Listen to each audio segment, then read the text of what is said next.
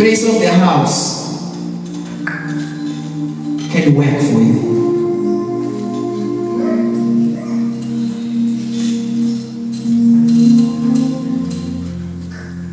Umusa wale ikhaya, wale household can work for you. Unganisebenzela. Ngisho wathi ubheke emuva ekhaya kwi-background yasekhaya. Lo musa lo uyakwazi uku-overcome ama-cases of your background. Are you seeing the grace of the house?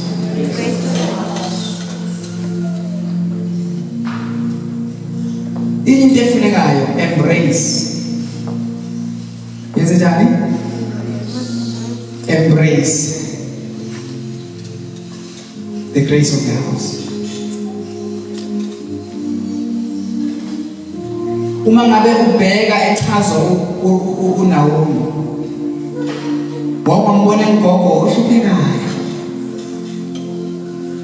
Gogo njani? Usihluphekile.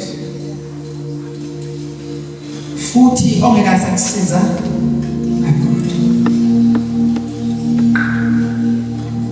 kanti uNaomi esekuyile ekhaya.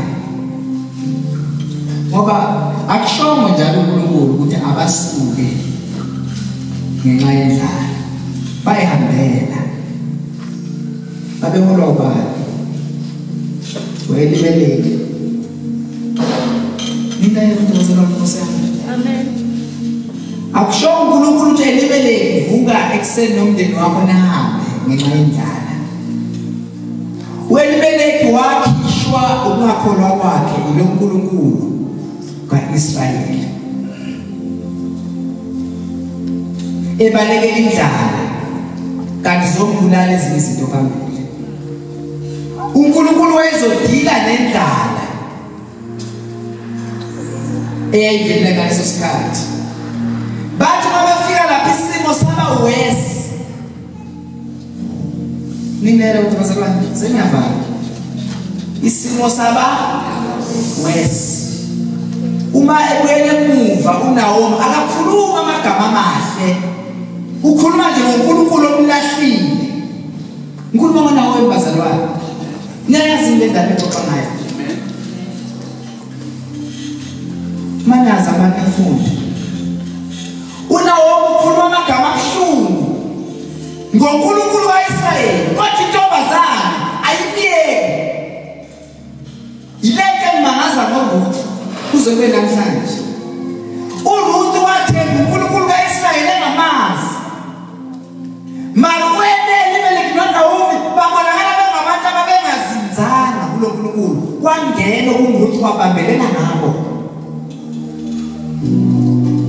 Uthe mayefika uNaomi ebuyele ekhaya la ebaleke khona nendoda nezingane zakhe, bebuyele emva bengasenalutho, esehamba yedwa amadodana nomyeni bengasekho. Ashintsha impilo. Yenza njani impilo? Ashintsha. Ngoba naye mfundisho ungabalekiswa isizini ekhaya. Angiphinde ungabalekiswa isikhathi ekhaya lakini. Alikho ikhaya elingedluli kuma seasons. Uyazi ukuthi neGrace House okuyo idlula kuma seasons ayo. Amen. Kazi ngaba prepare abazalwane. Kuna ama seasons esodlula kuJobe angasho ukuthi hamba ubalekele isizini. Ngoba kuyokwenzeka ukuthi ubalekele isizini esidlula kuyo kanti ubalekele isizini esidluliswa uNkulunkulu kuyo, and uNkulunkulu will deal with the season itself for your favor. Methemba uNkulunkulu of the house where you are. Trust God for the grace of the house where you are. Noma ngabe iyashintsha isizini, uthi umuyibheke ubone ukuthi akusahla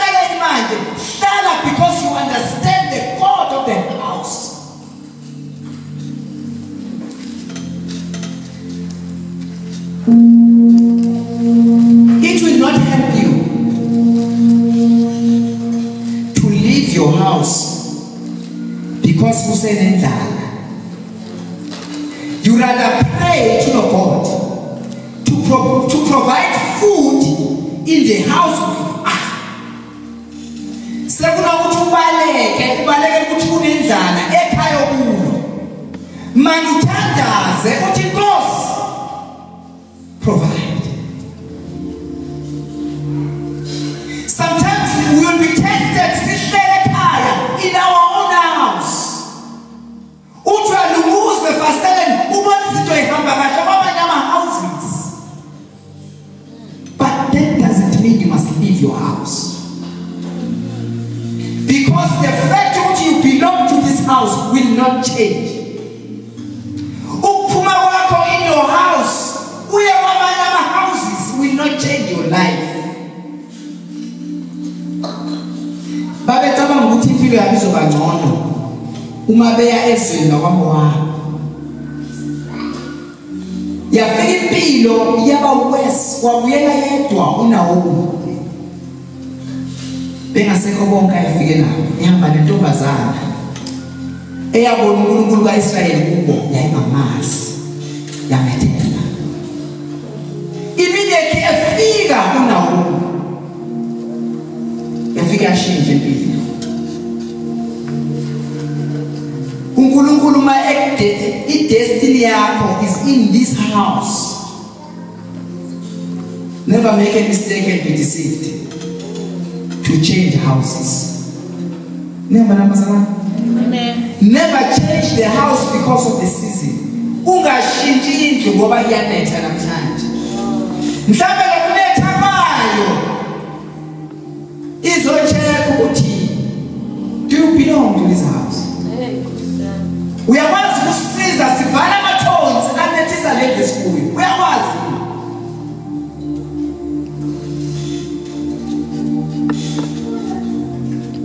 unetha kwendlu. Umuntu sabia kamnethe.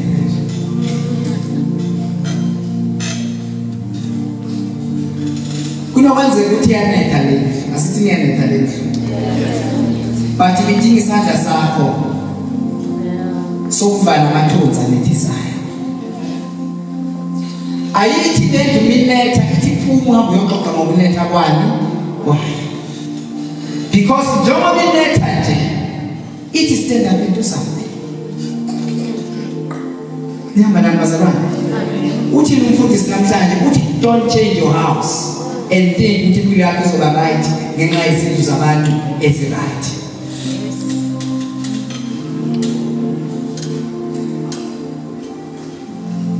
If God destined you for this house, stay even things get thicker and bad. And say, I will stay here and trust the God who put me in this place. U-Elimelech never trusted his God. Washinda uNkulunkulu amnikezela washifele wahamba nomndeni wakhe. Waya kwi-land of Moab. La engekho destined khona to live. Bafike bafa bonke afike nabo wabuyela yedwa ekhaya. Esebuyela ethuka uNkulunkulu kaIsrayeli. Hallelujah. Uthi umfundisi namhlanje uthi kunokwenzeka uthi uma ubona ngefastela ubone ngathi seyihamba kahle akukho kwakho lapha. Asiki isabelo sakho lapha.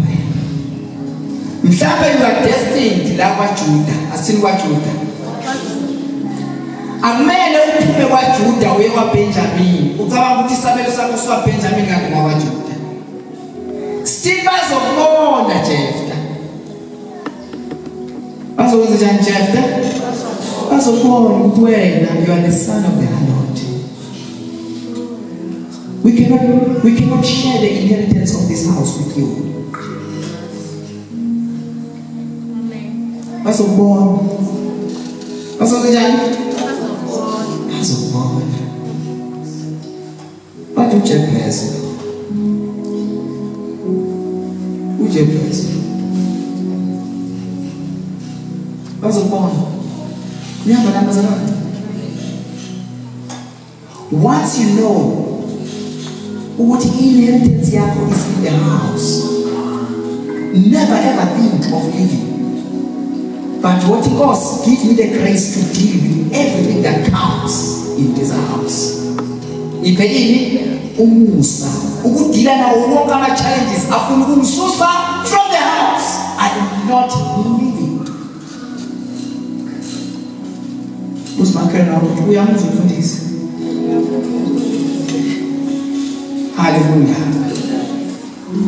Babona mama relocate uIshmael esuswa endlini la kuno Isaac khona. Nihamba nabazalwane. Wayesusela ukuthi vele inheritance of this house ngeke ayithole. Akabalwana. Mususuka la ubalwe khona uye la ungabalwanga khona. Mawusuka la ubalwe khona la ungabalwanga khona uzofa kakhulu. You better stay where you are counted. Hallelujah. Amen. Recognize the grace of the house.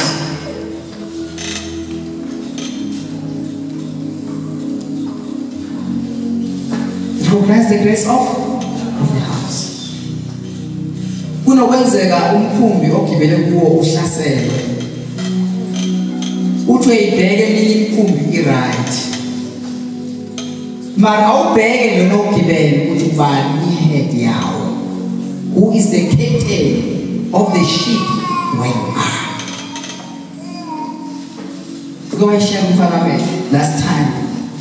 Ukuthi na ubeminye imkhumbi yayi-right.